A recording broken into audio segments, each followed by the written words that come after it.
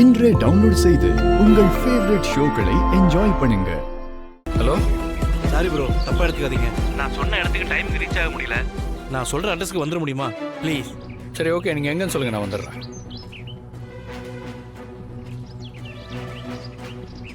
சரி ஓகேங்க, 10 minutes. Okay bro.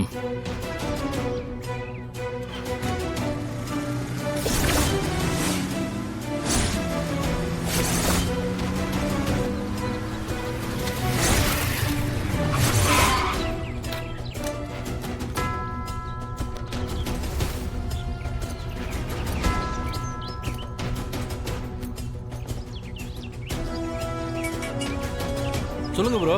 நீங்கள் சொன்ன இடத்துக்கு வந்துட்டேன். இருங்க ப்ரோ, நான் வரேன்.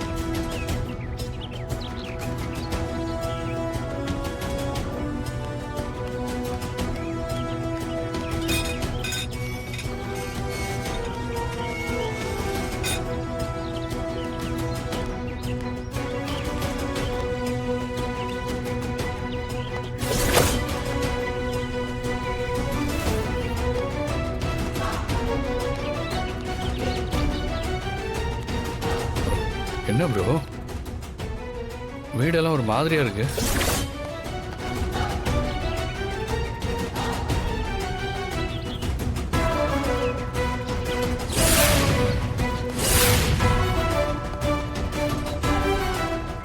இல்ல ப்ரோ, இது என் ஃப்ரெண்டு வீடு, மெயின்டைன் பண்ணாம அப்படியே விட்டான்.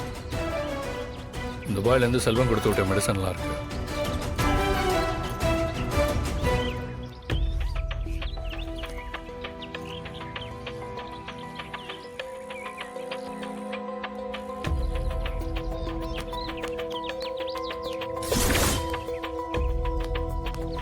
Thanks bro. சரி ஓகே, அப்போ நான் கிளம்புறேன். டேய் மச்சான், போலீஸ் வந்திருக்காங்கடா. என்ன ப்ரோ, வரும்போதே போலீஸை கூப்பிட்டு வந்திருக்கீங்க?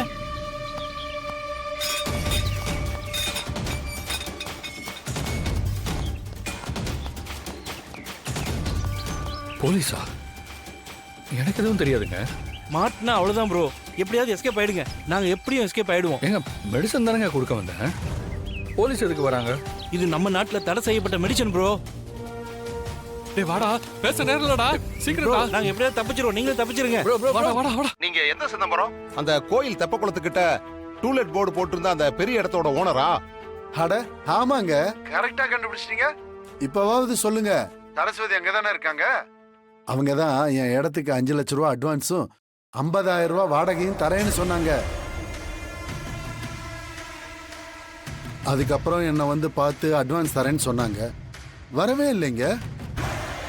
அதான் அவங்க கூப்பிட்ட நம்பருக்கு போன் போட்டேன். அவங்கள கொஞ்சம் கூப்பிடுறீங்களா? நான் கொஞ்சம் பேசணும். ஐயா, நான் இப்பவும் சொல்றேன், நீங்க தவறான நம்பருக்கு கூப்பிட்டுருக்கீங்க. இது ரகுராம் ஐயாவோட வீடியா. நான் அவரோட மச்சான் மணி பேசுறேன். ஏய் மணியா? நான் சரஸ்வதி நம்பர் கூப்பிட்டா எப்படி ரகுராமையா வீட்டுக்கு போன் போச்சு? விதி அப்படித்தாங்க விளையாடும். பாத்தீங்களா, ஒரு நல்ல மனசோட என் மருமக பிள்ளைங்களுக்கு நாட்டியம் கத்து கொடுக்க இடம் கேட்டிருக்கா. தர்றேன்னு சொல்லிட்டு அப்புறம் பணத்துக்கு ஆசைப்பட்டு தரமாட்டேன்னு சொன்னீங்க.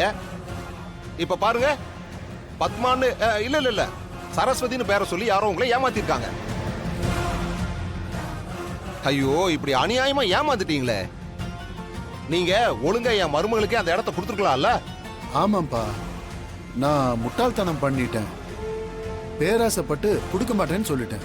ஆமா, இப்பவாவது அந்த இடத்த எங்களுக்கு கொடுப்பீங்களா? ஆமாப்பா, எனக்கும் அதுதான் தோணுது. கொஞ்சம் முன்ன பின்ன இருந்தா கூட இடத்த எடுத்துக்க சொல்லுப்பா. இத பாருங்க, என் மருமகளுக்கு இடத்த முடிச்சீங்கன்னா அந்த அளவுக்கெல்லாம் அட்வான்ஸ் தர முடியாதுங்க. 2 லட்சம் ரூபாய் அட்வான்ஸ், 20,000 ரூபாய் வாடகை. என்ன சொல்றீங்க? என்னப்பா இப்படி தடாலடியா 50,000 ரூபாய் அட்வான்ஸ்லயும் 5,000 ரூபாய் வாடகையிலையும் குறைச்சிட்ட? இத பாருங்க, உங்களுக்கு இஷ்டம் இருந்தா கொடுங்க, இல்லன்னா விட்டுருங்க. என் மகனும் மருமகளும் இப்ப கூட இடம் பார்க்கறதுக்காக தான் போயிருக்காங்க. ஏங்க, வேற இடம் கிடைக்காமலேயே போயிரும். என்னாலையும் இதுக்கு மேல இடத்த பூட்டி போட முடியாதுப்பா. நீ சொல்ற அட்வான்ஸுக்கும் ஒத்துக்கிறேன், நீ சொல்ற வாடகைக்கும் ஒத்துக்கிறேன். எப்ப வர சொல்ற? இதோ இப்ப உடனே வர சொல்லிடுறேங்க. இதுக்கப்புறம் யாராவது பத்மா சரஸ்வதினு பேரை சொல்லிக்கிட்டு நிறைய அமௌண்ட் கொடுக்குறேன்னு சொன்னா கடைசி நேரத்துல இடத்த கொடுத்துட மாட்டீங்களே. ஐயோ, கொடுக்க மாட்டேன்பா. கண்டிப்பா இந்த இடம் உன் மருமகளுக்கு தான். சரி சரி சரி. ஹலோ, டேய் சீனு, நான் தான்டா அப்பா பேசுறேன். என்னப்பா? டேய் இடம் கிடைச்சிருச்சுடா. நீ உடனே மாயாவை கூட்டிட்டு வீட்டுக்கு வா. இடம் கிடைச்சிருச்சா? எங்கப்பா? டேய் அந்த சிதம்பரமே ஃபோன் பண்ணி இடத்த தரேன்னு சொல்லிட்டாரா. அப்பா அந்த இடம் வேணாம்ப்பா. டேய் சீனு, மாயாவுக்கு அந்த இடம் ரொம்ப பிடிச்சிருக்குடா. மாயா கேட்ட மாதிரியே கோயில் தெப்பக்குளம் எல்லாம் பக்கத்துலயே இருக்கு. பசங்க வந்துட்டு போறதுக்கு ரொம்ப வசதியா இருக்கும்டா. அது போக அவரு வாடகை அட்வான்ஸ் எல்லாம் குறைச்சிக்கலான்னு வேற சொல்லியிருக்காரா. அப்புறம் ஏன் முதல்ல கொடுக்க மாட்டேன்னு சொன்னாராம்? உன் அம்மா தாண்டா அதை கெடுத்து விட்டுருக்கா. அப்படியா? ஆமாடா. நீ எதுவும் மாயா கிட்ட காட்டிக்காத, சீக்கிரமா வீட்டுக்கு வாங்க. சரிங்கப்பா. மாயா, அந்த சிதம்பரம் இடம் கொடுக்குறேன்னு சொல்லிட்டாராம். அப்பா வீட்டுக்கு வர சொல்றாரு. அப்படியா? ரொம்ப சந்தோஷம். அப்போ வீட்டுக்கு வண்டி எடு. சரி உட்காரு.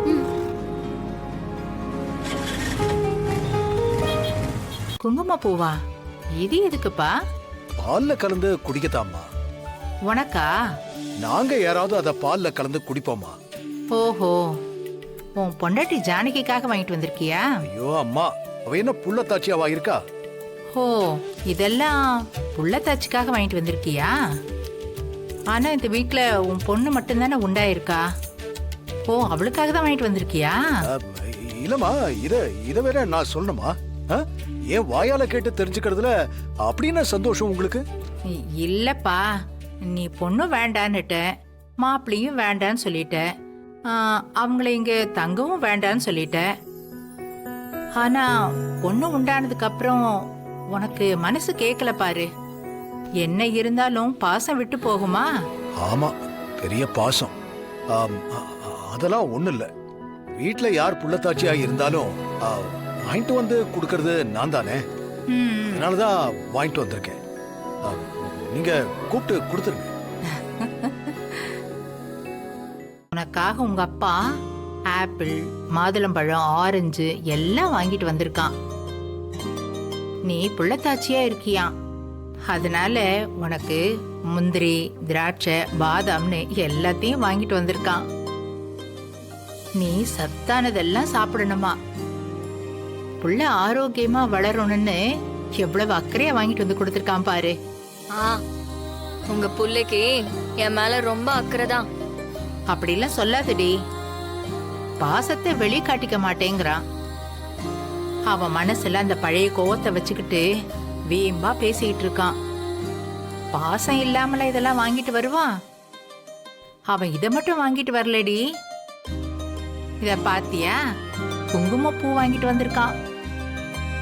உனக்கு பால்ல கலந்து கொடுக்கணுமா. அவனுக்கு வரப்போற பேரனோ பேத்தியோ நல்ல சிகப்பா கலரா பிறக்கணும்னு வாங்கிட்டு வந்து கொடுத்திருக்கான் பாரு.